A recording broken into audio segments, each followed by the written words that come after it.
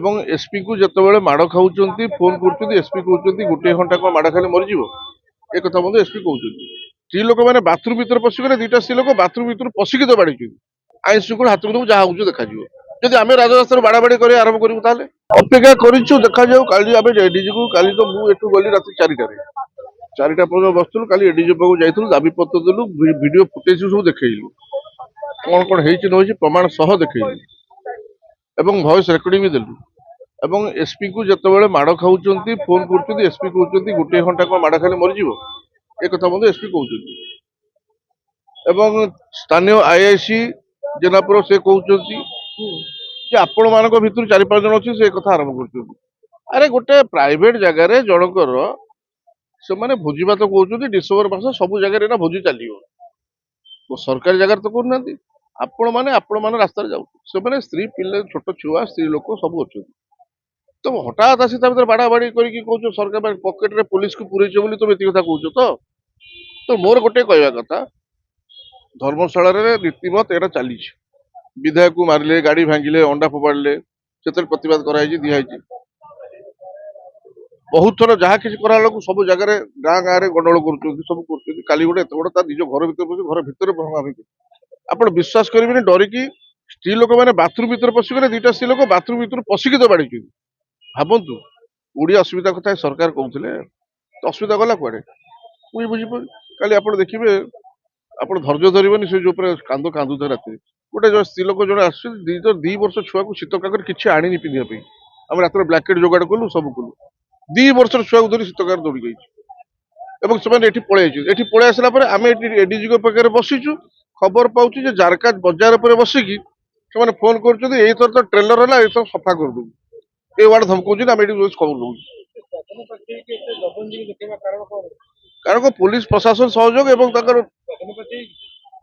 ସ୍ୱାଧୀନ କାହିଁ ଅଛି ନା, ସ୍ୱାଧୀନ ଅଛି, ମାଲଟା ପାଉଛନ୍ତି, ଖଣି ଚୋରି କରୁଛନ୍ତି, ଯାହା ଭାଗବଟା ହଉଛି ସେଥିରେ ଚାଲିଛି ଆଉ କଣ। ତେଣୁ ମୋର ଗୋଟେ କହିବା କଥା, 1 କୋଟି ପାଖାପାଖି ଆମର କର୍ମୀ ବିଜୁ ଜନତା ଦଳ, ଆମର ସଂସ୍କାର ସେଟା ନୁହଁ। କିନ୍ତୁ ଯୋଉଦିନ ଆପଣ ଦେଖନ୍ତୁ, ଆପଣ ମାନେ ହେଲେ ବି ଥରେ 2 ଥର 5 ଥର ପୋଲିସ ପାଖକୁ ଦ୍ୱାରସ୍ଥ ହେଲେ, ପୋଲିସ କୌଣସି ଆକ୍ସନ ନେଲା ନାହିଁ, ତାପରେ କଣ ହବ? ଆଇନ ହାତକୁ ଯିବ ନା ନାହିଁ? କାରଣ ଆମେ ବି ତ ରାଜନୀତି କରୁଛୁ, ଲୋକଙ୍କୁ ବିଶ୍ୱାସ ଦବୁ ନା ନାହିଁ? ଆମକୁ ଦେଖୁଥିବୁ, ଆମେ ଲୋକ ମାଡ ଖାଉଥିବୁ, ଆମେ କେତେ ଦିନ ସହିବୁ? ମାଡ ଖାଇଲା ମୋ ଲୋକ, ମୁଁ ଚାଲ ପୋଲିସକୁ ଯିବା, ମାଡ ଖାଇଲା, ଏଇ ତ ଜିନିଷ। କିନ୍ତୁ 4-5 ଥର ଏମିତି ହେଲା ପରେ ଲାଷ୍ଟରେ ଆମେ ଡାକିବୁ ଲୋକଙ୍କୁ ଯେ ଚାଲ ପୋଲିସ ପାଖକୁ ଯିବା, ଲୋକ ବି ବାହାରିବେ। ଆଉ ତେଣୁ ଆମେ ତାପରେ କଣ କରିବୁ? ଆଇନ ଶୃଙ୍ଖଳା ହାତକୁ ନେବୁ, ଯାହା ହଉଛି ଦେଖାଯିବ। ଯଦି ଆମେ ରାଜରାସ୍ତାରୁ ବାଡାବାଡି କରିବା ଆରମ୍ଭ କରିବୁ ତାହେଲେ, କିନ୍ତୁ ଆମର ସଂସ୍କାର ସେଟା ନୁହଁ, ଆମ ନେତା ସେଟା ଶିଖେଇ ନାହାନ୍ତି। ତେଣୁ ଆମେ ସେଇଥିପାଇଁ ଚୁପଚାପ ଭଦ୍ର ଭାବରେ ଆମେ ପ୍ରତିବାଦ କରୁଛୁ। କିନ୍ତୁ ତା ସତ୍ତ୍ୱେ ମଧ୍ୟ କାଲି ଏତେ କିଛି କହିଲା ପରେ ମଧ୍ୟ ଏପର୍ଯ୍ୟନ୍ତ କୌଣସି ଆକ୍ସନ ହେଲାନି। ସେମାନେ ବୁଲୁଛନ୍ତି ଆଜ୍ଞା, ଏମିତି ଗଣ୍ଡଗୋଳ ହୁଏ ବହୁତ ଜାଗାରେ, ହଉ ହେଇଯାଏ। ହେଲା ପରେ ଯିଏ ବାଡାବାଡି କରୁଛନ୍ତି ଲୁଚନ୍ତି, ୟୁଜୁଆଲି ଆପଣ ଜାଣିଥିବେ। ସେ ବଜାର ଉପରେ କିଏ ଘରେ ବସୁଛନ୍ତି, ଥଣ୍ଡା ଟିକେ ବୁଲୁଛନ୍ତି, କେମିତି ଏତେ ସାହସ ହବ? ଆଉ ଯିଏ ମାଡ ଖାଇଛନ୍ତି ଲୁଚି ବୁଲୁଛନ୍ତି। ଆଜ୍ଞା ମାଡ ମାଇଲ, ସେମାନେ ଭୁବନେଶ୍ୱର ଆଇଲେ, ତାଙ୍କ ଫ୍ୟାମିଲିକୁ ଧମକଉଛ ଯେ ଯିଏ ଜଣେ ଏଫଆଇଆର ଦେବ ବାଡେଇବୁ ଆହୁରି। ଆରେ ଆମେ ଏଠି ବଇଛୁ, ଖବର ଫୋନ ଆଉଛି କାଲି ରାତିରେ। କଣ ଆପଣ ମାନଙ୍କୁ କହିବି ମତେ କହିଲେ? ଆମେ ଏଠି ଏଡିଜିଙ୍କ ପାଖରେ ବସଛୁ, ସେଠୁ ଫୋନ ଆଉଛି, ଆଜ୍ଞା ଏଇ ଧମକେଇଲେ ଫୋନ ଆସିଛି ଆମ ପାଖକୁ, ଏ ଦେଖନ୍ତୁ ରେକର୍ଡିଂ ପଠଉଛନ୍ତି।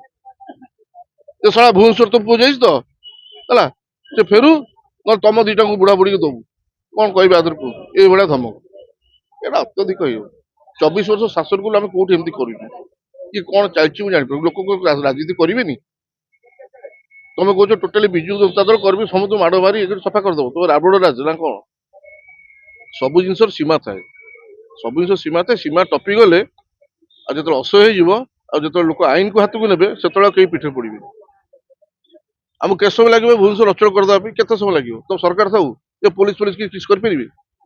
ଚାହିଁବୁ ଖାଲି ଆମ ନେତା ଖାଲି ନିର୍ଦ୍ଦେଶ ଦେଇଦିଅନ୍ତୁ। ବହୁତ ଆଜ୍ଞା ଆପଣ ମାନେ ମିଡିଆ ବାଲା, ମୁଁ ଭାଇ ହିସାବରେ ଗୋଟେ କଥା କହୁଛି, କହିଲା ତମେ ନିଜ ଥାଆନ୍ତେ ଦେଖିଥାନ୍ତେ ସେମାନଙ୍କୁ, ଆପଣ ଦେହ ବି ଦେଖନ୍ତୁ ପିଠି ଆଜ୍ଞା ନାଲି ପଡିଛି, ନାଲି ଫଟେଇ ଦେଇଛି ପିଠି, ପିଠି ଫଟେଇ ଦେଇଛି। ଗୋଟେ ସ୍ତ୍ରୀ ଲୋକ ମାରୁଛନ୍ତି, ତା କାନ ଫାଟି ଯାଇଛି, ଏଇଗୁলা କାନ ମୁଣ୍ଡା ଫାଟି ଯାଇଛି ତାର। ଆରେ ଇଏ କି କଥା? ମାରିବ କାହିଁ? ସିଏ ତାଙ୍କର ଫିଷ୍ଟ କରୁଛନ୍ତି, ତମେ କୋଉଠି ଭୋଜି ଖାଇ ମଦ ପିଇଲେ ତମେ ଯାଉଛ, ତମ ବାଟ ତମେ ଯିବ। 30-40 ବାଇକ୍ ଭାଙ୍ଗିଛ, 4ଟା 4 ହ୍ୱିଲର ଭାଙ୍ଗିଛ, ଆଚ୍ଛା ସବୁ ମୋବାଇଲ ଯେ ରେକର୍ଡିଂ କରିବ, ସବୁ ଯାକ ମୋବାଇଲ ଭାଙ୍ଗି ଦେଇଛନ୍ତି। ଏଟା କି କଥା କହିଲେ? ତ ଏଟା ଗୋଟେ ପ୍ରକାର ଆପଣ ପୋଲିସ ପ୍ରଶାସନକୁ ୱାର୍ନ ବି କଲେ, ଯଦି ନ୍ୟାୟ ନ ମିଳୁଛି। ବହୁତ ଥର କହିସାରିଲୁ, ଏଥର ଫାଇନାଲ ୱାର୍ନ କରୁଛୁ, ଆଉ ଗୋଟା ଫାଇନାଲ ଆଉ କାରଣ ଏକ କୋଟି କର୍ମୀ ଆପଣ ଏବେ ବି ସକ୍ରିୟ ଅଛନ୍ତି ସବୁ ଅଛନ୍ତି ସକ୍ରିୟ। ଗୋଟେ ଡାକ ଦରକାର ହୁକାର ଧରି ଚାଲି ଆସିବେନି। କିନ୍ତୁ ଆପଣ ଦଳର ଗୋଟେ ଶାନ୍ତିର ବା ସଂସ୍କାର ଆମର ନେତାଙ୍କ ସଂସ୍କାର ସେସବୁ ଆଇନ ହାତକୁ ନିଏ, ନ୍ୟାୟ ତା ବାଟରେ ଯିବ। ତେଣୁ ଆମେ ବାର ଦ୍ୱାରସ୍ଥ ହଉଛୁ ପୁଲିସକୁ ଅନୁରୋଧ କରୁଛୁ, ସବୁ ପ୍ରକାର କହୁଛୁ ଯେ ଆମେ କୋଅପରେଟ କରିବୁ। ଆପଣ ଦେଖନ୍ତୁ, ଆମକୁ ଟିକେ ନ୍ୟାୟ ଦିଅନ୍ତୁ, ସାଧାରଣ ଲୋକଙ୍କୁ ନ୍ୟାୟ ଦିଅନ୍ତୁ। ପୁରା ଚାଲିଛି ଆଜ୍ଞା, କିନ୍ତୁ ସବୁଦିନ ସମାନ ନଥାଏ, ଦିନ ବଦଳିବ। ସିଏ ତ ପୁଣି ଉପନିର୍ବାଚନରେ ଜିତଉଛନ୍ତି, ସିଧାସଳଖ ତାଙ୍କୁ ଆଜ୍ଞା ଶୁଣନ୍ତୁ, ଦିଆଯାଉଛି, ଶ୍ରେୟ ଦିଆଯାଉଛି। ଉପନିର୍ବାଚନ ଆମର ବର୍ତ୍ତମାନ କଥାଟା ଆଲୋଚନା ଉପନିର୍ବାଚନ ଜିତିବା ନ ଜିତିବା ସେ କଥା ପଡିନି। କଥାଟା ହଉଛି ଏଇ ଯୋଉ ଆଇନ ଶୃଙ୍ଖଳା ବିପର୍ଯ୍ୟସ୍ତ ହେଇଯାଉଛି, ଯୋଉ ବାଡାବାଡି, ଏଇ ଯୋଉ ଅସାମାଜିକ କାର୍ଯ୍ୟକଳାପ, ତା ବାବଦରେ ଆମର ଆଜିକାର ଆଲୋଚନା। ଯୋଉ ଜଙ୍ଗଲରାଜ କଥା କହିଲେ, ଯିଏ ଜଙ୍ଗଲରାଜର ଦାଦାଗିରି କରୁଛନ୍ତି ସେଠି, କିନ୍ତୁ ତାଙ୍କୁ କ୍ଲିନ୍ ଚିଟ୍ ଦିଆହଉଛି କି ସେ ଦଳ ପାଇଁ କାର୍ଯ୍ୟ କରୁଛନ୍ତି, ଆଉ ଶ୍ରେୟ ମଧ୍ୟ ଦିଆହଉଛି, ବିଜୟ ଶ୍ରେୟ ତାଙ୍କୁ ଦିଆହଉଛି। ତାଙ୍କର ଏଇ ପୁରା ଓଡିଆ ଅସ୍ମିତା କଥା କହିକି ଆସିଲେ। ଓଡିଆ ଅସ୍ମିତା ମାନେ କଣ ସ୍ତ୍ରୀ ଲୋକଙ୍କୁ ମାଡ ମାରିବା? ଇଏ କୋଉ ଅସ୍ମିତାରେ ଯାଏ? ଏବଂ ବାକି ଅନ୍ୟ ଜାଗାରେ କାଁ ଭାଁ ହଉଛି ମୁଁ ଜାଣିଛି, କିନ୍ତୁ ଧର୍ମଶାଳା ଯୋଉ ପ୍ରକାର ଚାଲିଛି ଏତେ ଅତ୍ୟଧିକ, ତାକୁ ଆ ଦ୍ୱାରା କଣ ମୋହନ ମାଝୀ ମାନ୍ୟବର ମୁଖ୍ୟମନ୍ତ୍ରୀ ସେ କଣ ବଦନାମ ହଉନାହାନ୍ତି? ତାଙ୍କ ସରକାର ବଦନାମ ହଉନି? ଗୃହ ବିଭାଗ ବି ଅଛି ତାଙ୍କ ପାଖରେ, ଗୃହ ବିଭାଗ ଅଛି, ସେ ନିଜେ ଚିନ୍ତା କରିବା ଉଚିତ ନୁହଁ? ସେ ତ ହେଲା କଥା। ତେଣୁ ସେସବୁ କଥାରେ କଥା ହଉଛି ସେ ନିଜେ ଚିନ୍ତା କରିବା ଦରକାର। ଆଚ୍ଛା ଦେଖନ୍ତୁ, ମିଡିଆ ତ ଯାହା ଦେଖିବ ମିଡିଆ କହିବ, ଆପଣ ମାନେ ଯାହା ହେଲେ ପ୍ରସାରଣ କରିବେ, ଆପଣଙ୍କୁ ଅଟକେଇ ପାରିବେ ନା? ଆପଣଙ୍କୁ କହିବେ ନା ଦେଖା ନା, ତ ଆପଣ ଦେଖେଇଲା ପରେ ସୁଦୂର ପ୍ରସାରୀ ପ୍ରଭାବ ଆର କଣ ପଡିବ ଆପଣ ଚିନ୍ତା, ଓଡିଶା ସାରା ଲୋକ ଦେଖୁନଥିବେ, ଲୋକ ମନ ଭିତରେ ଆସୁନଥିବ, ତ ତମେ ଏତେ ବଡ ବଡ କଥା ଭାଷଣ ଦେଲେ ହବ କଣ? ତମେ ତ ଗୁଣ୍ଡାକୁ ତ ପୋଷିଛ, ସେ ଗୁଣ୍ଡାରାଜ କରୁ, ତାକୁ ପ୍ରୋତ୍ସାହନ ଦଉଛ, ଆହୁରି କର। କିଛି ନାହିଁ, ପୋଲିସ ସବୁ ତାଙ୍କ ପକେଟରେ। ଏଇଥର କଣ ହଉଛି ଆମ ଫାଇନାଲ, ଏଥର ଫାଇନାଲ ଆମେ ଅପେକ୍ଷା କରୁ, ପୁଣି 4ଟା ବେଳକୁ ଆସିବ ଆଉଥରେ, ଆର ପାର ଥାଏ ଗୋଟେ ଯାହା ଗୋଟେ ହବ, ସେମାନେ ନହେଲା ପର୍ଯ୍ୟନ୍ତ ଆମେ ଛାଡିବୁନି ଏଥର, ହେଲା କଥା। ବେକ, ପିଠି, ଅଣ୍ଟା, ଆଣ୍ଠୁ ଆଦି ସମସ୍ତ ଦରଜର ଏକମାତ୍ର ତୈଳ Shri Sanjeevani pain relief oil. Shri Sanjeevani ଲଗେଇଲେ ଜମା बिंदीवनी। Shri Sanjeevani pain relief oil हर दर्द को समझे, रखे सबका ख्याल।